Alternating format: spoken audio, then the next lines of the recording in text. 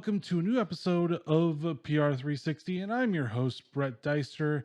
As always, please subscribe to PR 360 on all your favorite podcasting apps. Leave a 5-star review. Let's get up to that #1 spot in the business category. It's a very big category, but we try to be the best for you for PR. But this week, I have Robert Rose with me, and he's helped, and he is a marketing leader as well in the art and science of marketing, because it is both an art and science. I mean, you kind of got to weigh it both and make sure it's all good. But he is also effective at storytelling. He's had 10 years of experience in the content advisory. He's advised more than 500 companies, including 15 Fortune 100 companies. But welcome to the show, Robert. Thank you very much. Thanks for having me. It sounds like I should know what I'm talking about, but I really don't. So it's Well, I was about to say, well, they don't know that, but they actually may not know yeah, that well, now. But we will try to persuade them that you do know what you're talking about. there we go. But the first question I ask all my guests is, are you a coffee or tea drinker? Oh, 100% coffee. There's no tea. No, I mean only iced tea at lunch sometimes, but yeah, 100% coffee. Do you have any like favorite brands that you enjoy, or are you just one of those like Starbucks coffee bean, like just give me Oh the no, coffee? no. We take it relatively seriously here in our little household. So there's a brand called Peerless, which is a lovely blend that we have. I'm forgetting the name of it right now. But yeah, Peerless is probably our favorite, and then we grind our own beans and all of that stuff. So,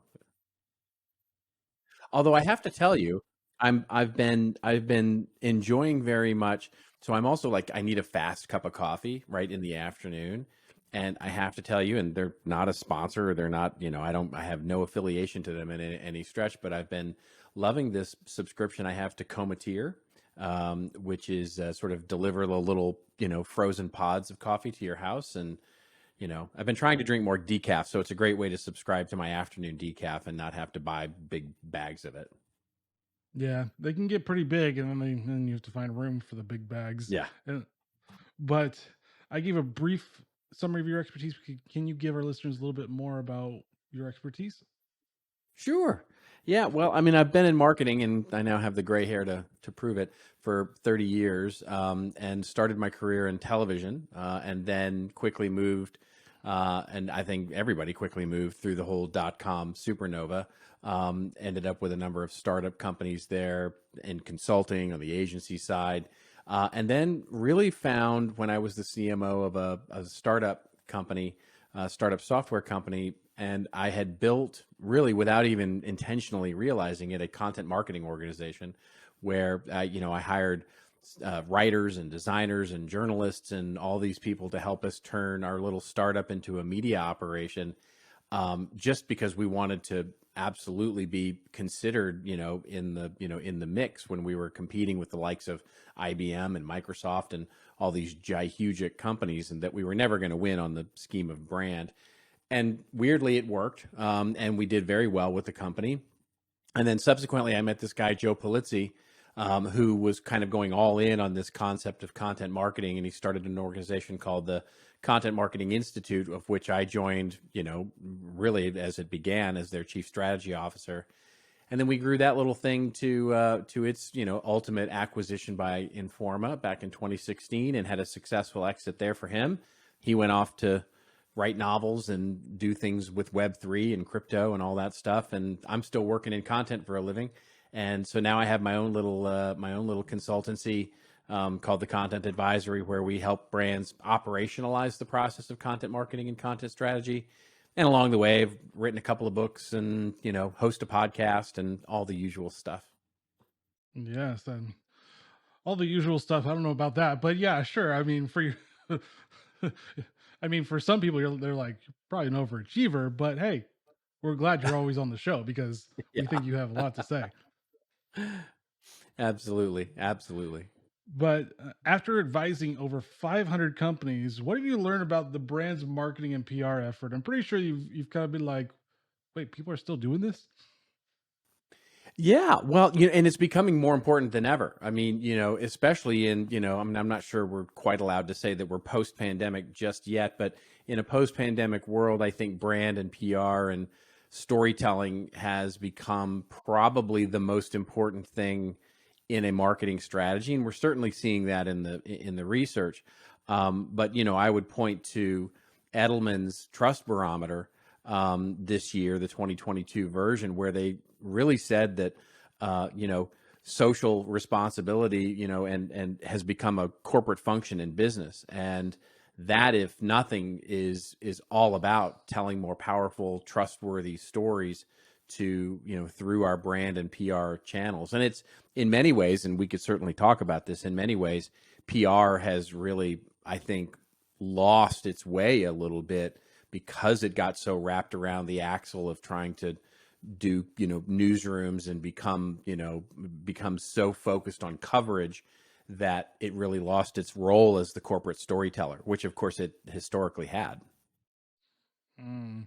I Yeah, I mean, what has happened with that? I mean, because PR used to be just about what you said. It used to be about storytelling, and so has it dynamically shifted because PR people are more focused on just getting the content out and making sure that the reporters get the right content? Are they more cared about actually being the reporters themselves now because a lot of newsrooms have closed? Is there like a dynamic where that's kind of a weird transition, or are we going in the wrong direction in that transition?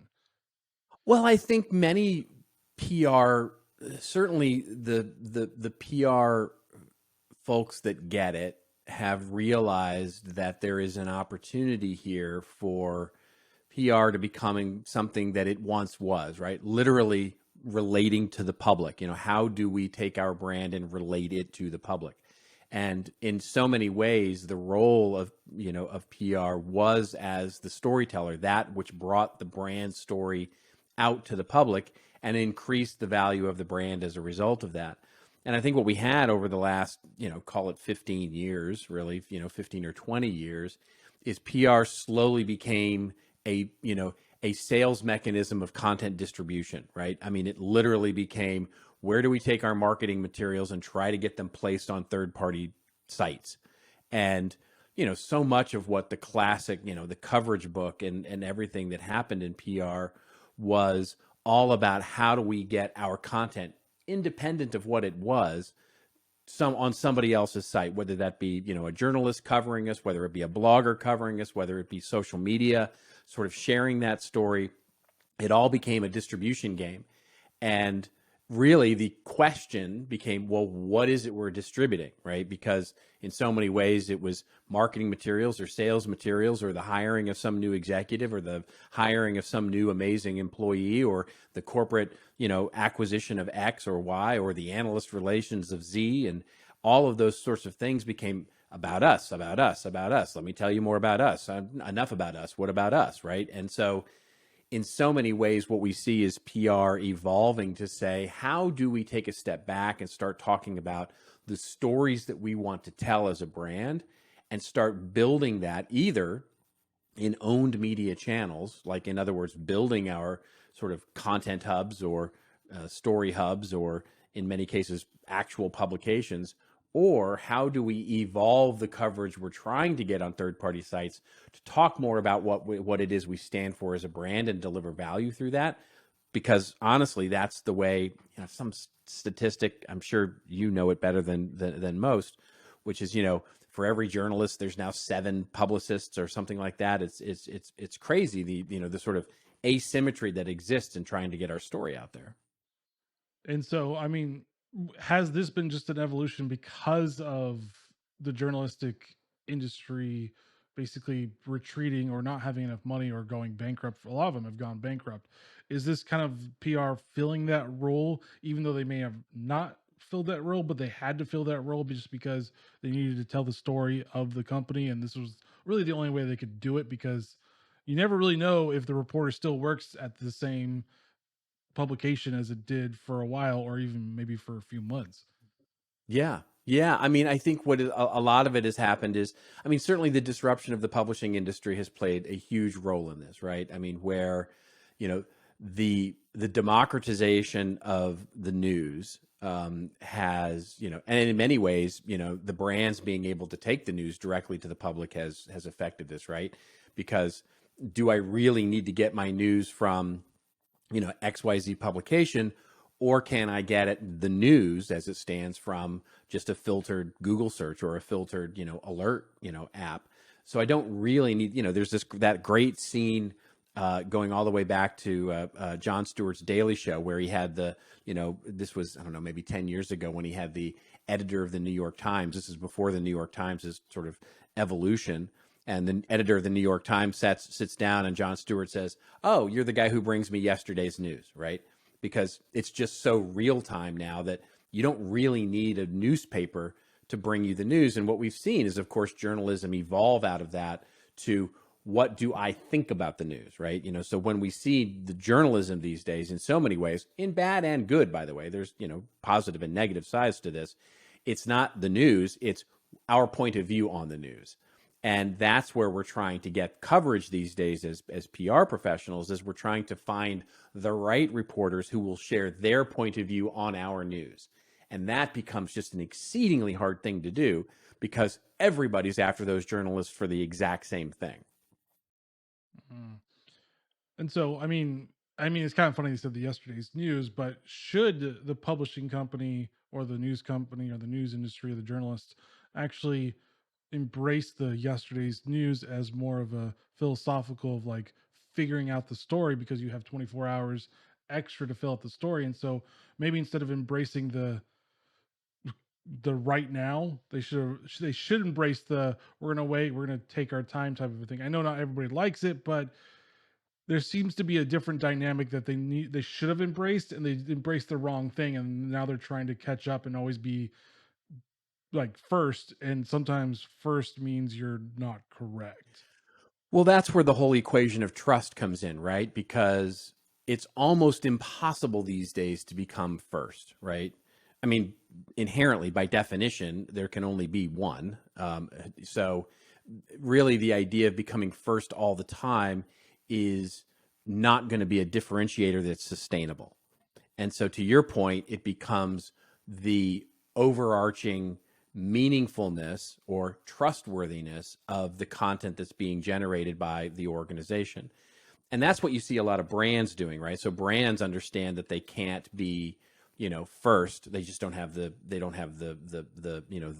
people power or the technology, or quite honestly, the abilities, the capabilities to be first in any story. So what they end up doing is, becoming thought leaders, right? Where you ultimately publish what it is you believe the implications are about whatever happened in the news. And you do so days or weeks or even months following whatever it is that happened.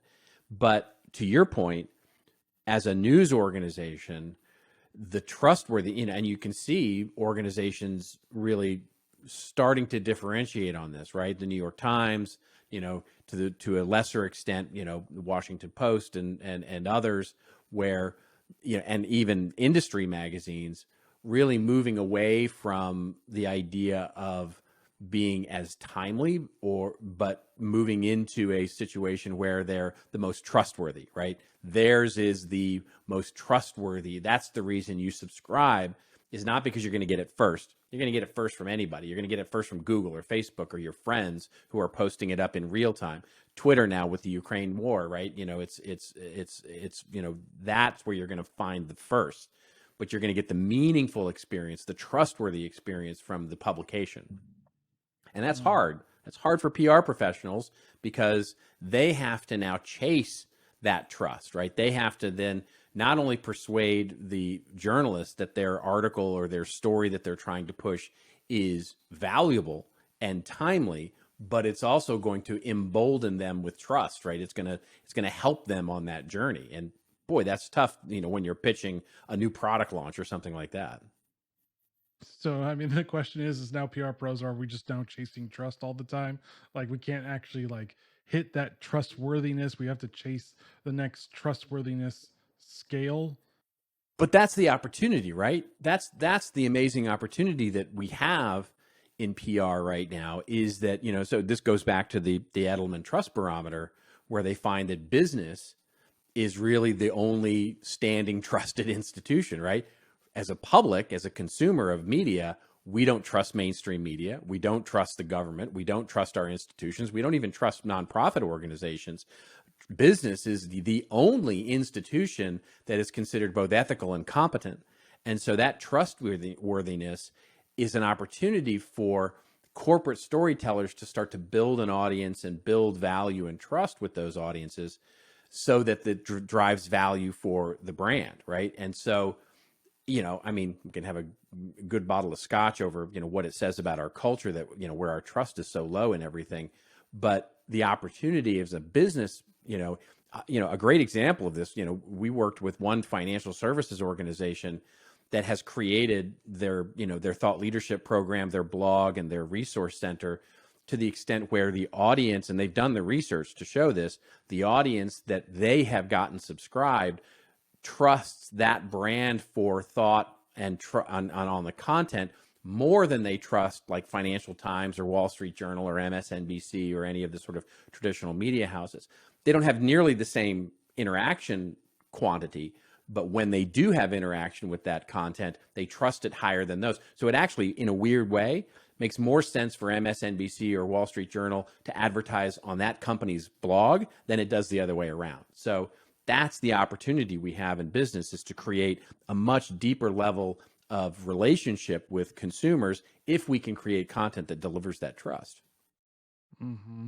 And then what happens when you break that trust? So, for example, let's talk about another financial thing. PayPal decided it was going to, and this is actually from this past week, actually this weekend.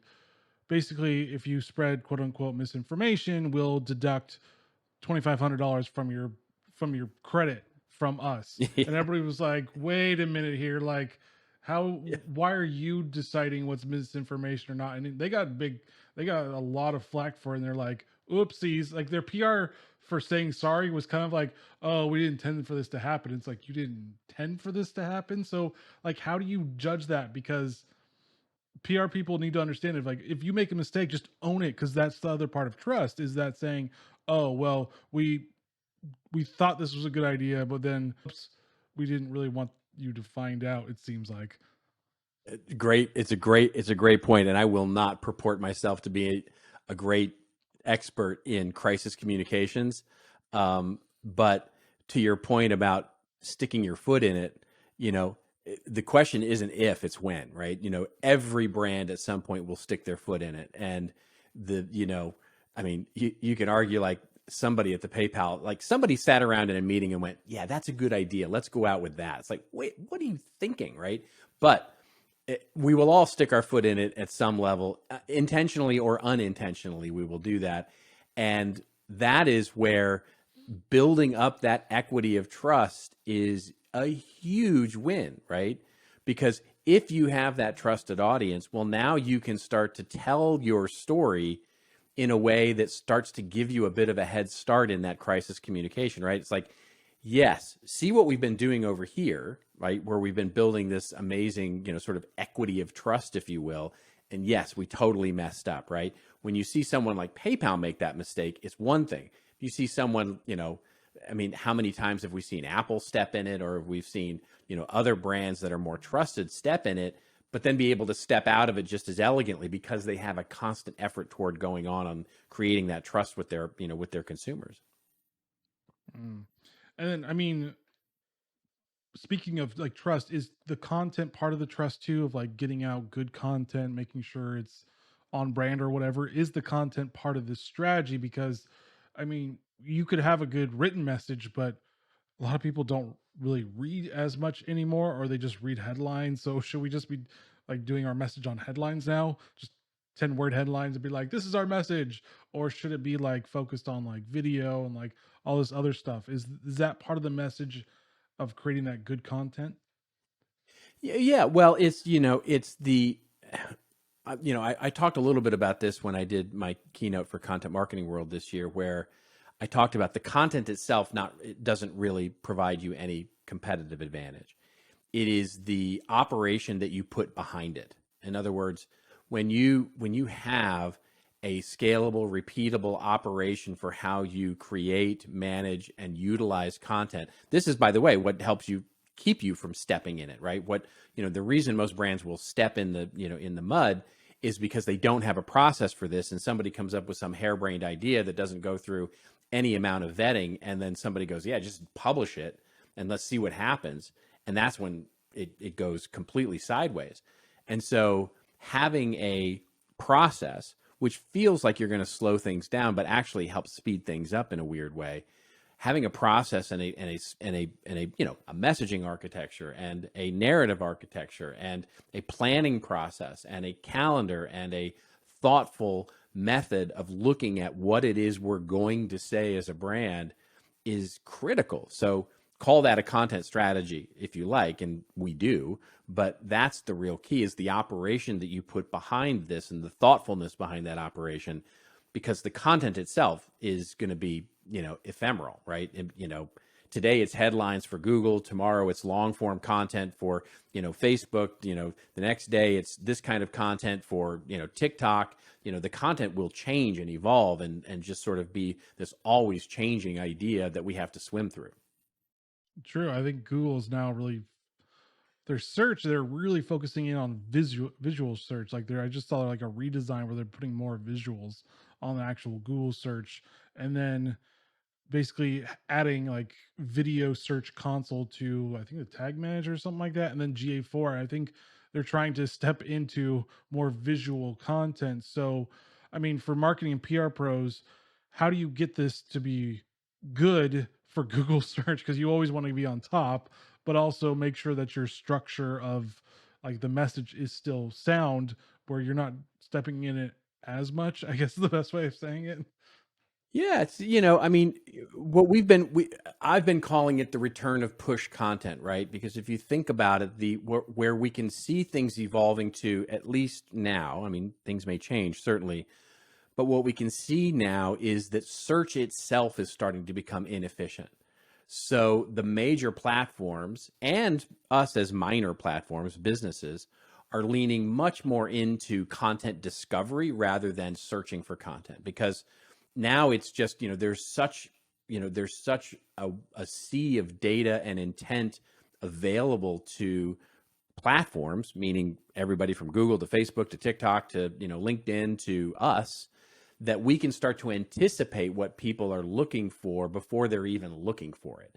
And so that's, if you look at the Google sort of trend, they're starting now to say, yeah, you're searching for this, but what you're really looking for is X, Y, or Z, right? You're looking for a recipe, but what you're really looking for is the finished ingredients of this cake. And so that's a different perspective of taking about how we create content, because now it becomes not how do we get found, but it becomes, once we get found, what's the next thing that we need to be ready to push their way for them to discover so that they engage with us. So it's almost like mind reading, but not really, because you have data on everything behind it, but Right. almost like future telling the customer, oh, this is actually what you're really looking for. I know you're searching for this, but this is what you're really looking for. That's right. That's right. It's, the equivalent, the metaphor I often use is you search for best Mexican restaurant in Los Angeles. This is my hometown, Los Angeles. And so I search for best Mexican restaurant in, in the Valley, right? Which is, a neighborhood within Los Angeles. What I'm really looking for is to make reservations for Monday night, right? That's what I'm looking for is dinner for Monday night. And I'm just happening to say, oh, I want to go eat Mexican and I'm looking for the best one. That's how I'm going to search for it. But what Google can start to discern based on my content consumption and my profile is that it understands that, yeah, you want to know the 10 best, but you're really not looking to read a review of 10 restaurants. What you're looking for is a suggestion that this is the best and here's the availability for Monday night.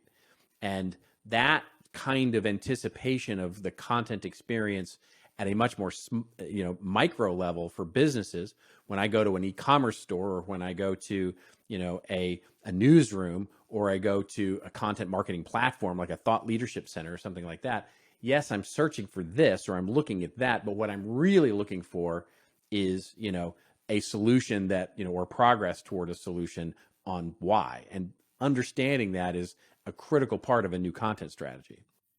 Mm. And so, should PR pros or marketing professionals do their own customer journey through their own company and try to figure this out too? Should they go through that journey and be like, okay, well, I'm search for this, but what I'm really thinking about is this, so they can almost, or they can attempt to future tell what they're really looking for? Is that a way of doing it, or even maybe testing it out with some loyal customers. Yeah. I mean, we talk about this idea of buyer personas all the time, right? Mm. And so, but what we really need to start thinking about, and this is especially true for PR pros, are audience personas, right? Because most of the audiences, for PR are not buyers, right? Remember, buyer is an attribute. It only applies in a very small part of a person's life. And our marketing and sales materials should pretty much cover the buyer attribute of a human, right? Of the people that we're actually trying to engage. But PR have journalists, they've got analysts, they've got government officials, they've got influencers, they've got all kinds of other audiences that, quite honestly, will never be buyers. They will never have the attribute of buyer, but they have the influence on those that would be buyers. And so, doing that persona level research and understanding their needs, their opportunities, their levels of trust, their processes is an incredibly important thing for the PR professional these days. Gotcha. And then, I mean, for all this stuff, do you have any tools to recommend for PR pros? Maybe they're like, oh, this is a lot. Where do I get started? Like Web 2.5 to Web 3, because I mean, that's the other horizon coming up is how do I start the ball rolling to future tell, but Right. also make sure I'm future proof for the next web version. Yeah, as it comes to Web3, my advice is don't start there, because there is a lot of there you got time, right? There's a lot of time right now to figure out what you're doing with NFTs and how you're trying to sort all that out from a customer loyalty or something like that, or a metaverse type of strategy. What I would really suggest as a first step for PR is really to get back in the driver's seat of being corporate storyteller, and where that starts, it's as unsexy as this is going to sound. It all starts in rebuilding the charter internally to ensure that what our true objective with public relations really is. Is it really, the charter of this group, this team, our agency, to get us more coverage, to get us more interviews with our CEO on industry magazines? Or is it the charter to start developing trust with different audiences that can help us spread our brand story to a greater extent? I would argue that it's the latter, but there is a absolute, understanding at a business core that needs to take place for that to happen. And then once you've built those activities, now we can start talking about the content and how we're going to distribute it and tell those stories. But until you have that new rebuilt charter of measurement, purpose, and approach for what public relations really is in your business, you're not gonna, go very far. Other than getting, more, a few journalists to cover, your new VP hire, as a blurb on the front page of their magazine for about 10 minutes. So it's almost like rediscovering almost the soul of the business, or at least the messaging soul Exactly. of the It's a great way to business. put it. Yeah. It's a great way to put it. Gotcha. And then, fun question for you: what is the one thing people don't know about writing a book? Because I'm pretty sure people are like, "Oh, I can write books. Books are easy." It's like, wait, I didn't know I. But how do you do this, kid? Well, I would say there are two, and the first one I would say is the first misconception is that it pays anything. Do not write a book if you're trying to make money. It does not pay well. The second idea that I would say is, I think and this is the thing that is hardest for me, is to understand that when a lot of us are good at writing a 500 word post or 1,000 word post, and there is such a difference between writing that 1,000 or 1,500 word blog post and writing a 5,000 word chapter and then stringing together 12 or 13 of those 5,000 word chapters. It is just exponential. It is not 5 times as hard to write that chapter. It is 10 times as hard to write that 5,000 word chapter instead of that 1,500 word blog post. And stringing those together in a way is just, it's really difficult, and don't underestimate it. And don't underestimate the power of outlining and doing your index cards and all of that first. Write the story and then write the book. Gotcha. And then, where can people find you online? They can find me mostly for social media. I'm spending most of my time these days on LinkedIn. Um, we'll see what happens with our friend Mr. Musk and Twitter, but I do have a bit of a presence there as well. But on our website, it's contentadvisory.net, where you can read more and see what we're all up to. All right. Any final thoughts for listeners? I think I'm such a huge fan of public relations, have been for 30 years of my time in marketing. And I think it's time finally, one of the things that I hear a lot is that PR agencies, especially, I can't tell you the number of times that a leader, mid-level leader in a big PR firm comes out and will come up to me and say some version of the following, yeah, we give a lot of lip service to content marketing and content strategy and being the corporate storyteller. And we have once a quarter, we have a big pizza meeting where we show up and it's an all hands and we have pizza, and some senior level leader of the organization comes out and says, we're going to switch everything and we're going to be great and we're going to get into content marketing and content strategy and we're going to totally become the corporate storyteller, and everybody cheers and eats pizza and drinks a beer and then goes back to their Zoom room or their cube and basically tries to fill up their coverage book for their clients. And so make it real. If you can, I'm such a huge fan of this, and I think PR has a unique opportunity in this moment to make content their purview, and become and return to the glory days of being the corporate storyteller. And it's